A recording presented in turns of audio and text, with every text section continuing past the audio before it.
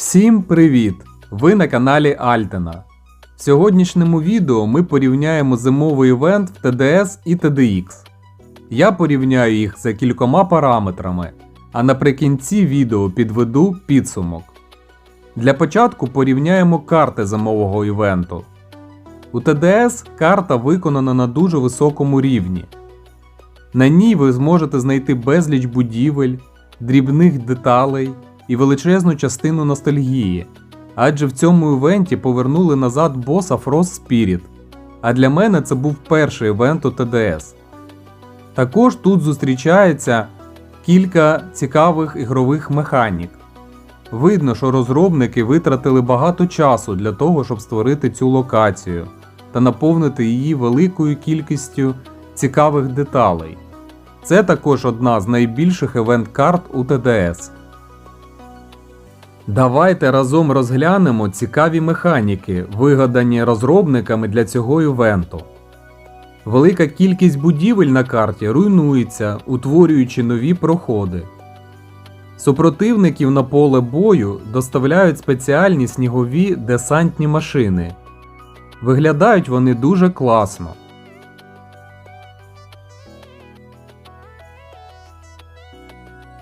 Також частина карти згодом знищується вогнем артилерії супротивника, і на ній ви більше не зможете розміщувати ваші війська. У TDX розробники розбили зимовий івент на дві частини. Перша карта мені сподобалася більше. На ній ми можемо спостерігати велику кількість деталей, а також кілька будов.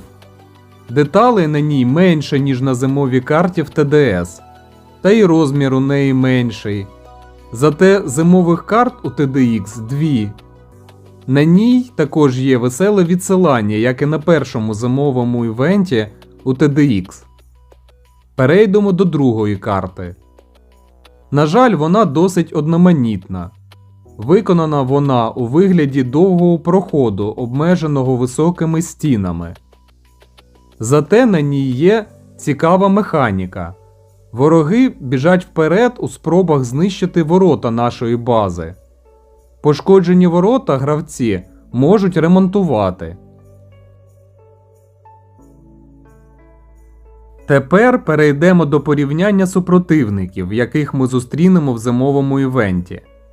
На мою думку, в даному пункті розробники TDS знову постаралися краще. Вороги для зимового івенту є унікальними і володіють різними механіками атак і смерті. Більша частина ворогів переміщується по землі, але є і літаючі супротивники. Також мені дуже сподобався відроджений Frost Spirit. Спецефекти атак цього боса виглядають дуже круто. Бос також має чудові анімації і переміщується по карті не тільки пішки, але й перелітаючи з однієї частини карти в іншу.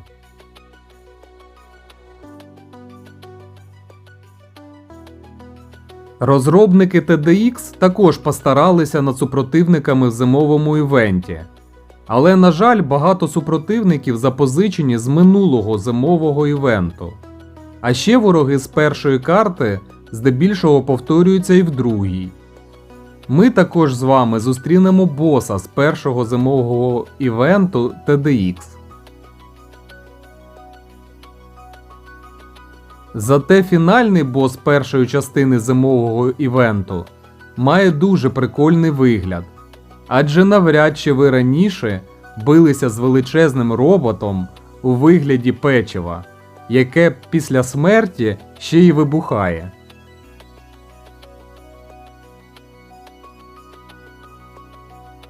Варто зазначити, що в другій частині зимового івенту додається кілька нових супротивників. Також багато хто з них володіють цікавими механіками. Нам зустрінуться як наземні, так і повітряні супротивники. Супротивники мають високу складність, і проти них необхідно застосовувати різні тактики. Фінальний бос виконаний на високому рівні. У нього чудові анімації та доволі висока складність. Загалом супротивники в зимовому івенті TDX складніші за супротивників з івенту в TDS.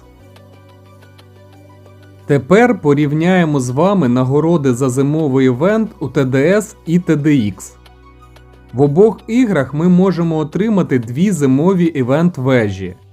У TDS обидві вежі отримаємо за проходження івенту на різній складності.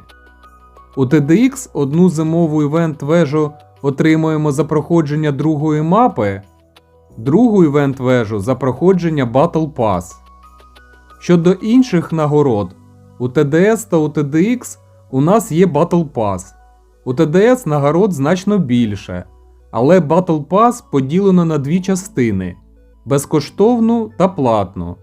У безкоштовній частині 8 скінів, 3 емоції та велика кількість візуальних нагород.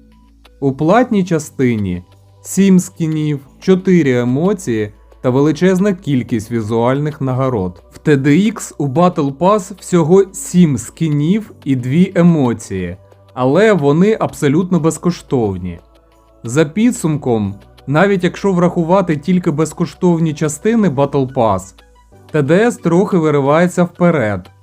А якщо врахувати ще й платну частину, то значно випереджає TDX. Ще один етап порівняння даних зимових івентів – це музичне оформлення.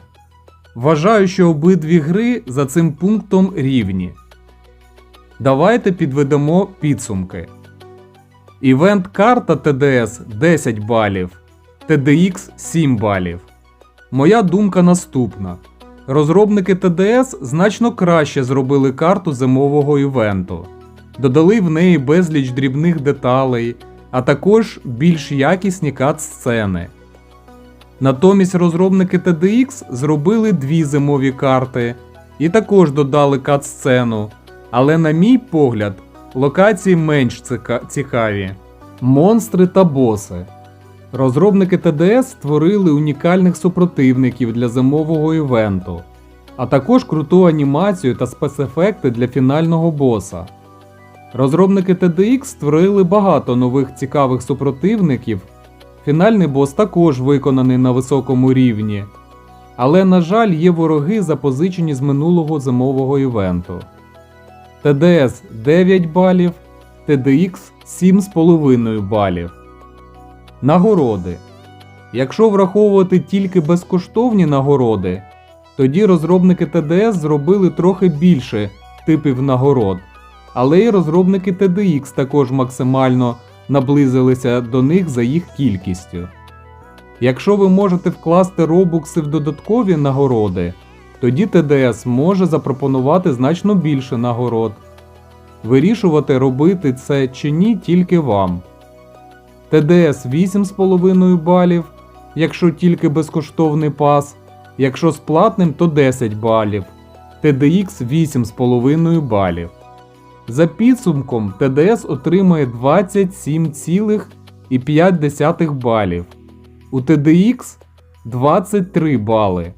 Моя думка, що в TDX зимовий івент значно простіший за Halloween івент, а в TDS навпаки, зимовий івент вийшов кращим, ніж Halloween івент. Будь ласка, підтримайте україномовний контент, підписуйтесь на канал, ставте ваші вподобайки. Всім до зустрічі у нових відео.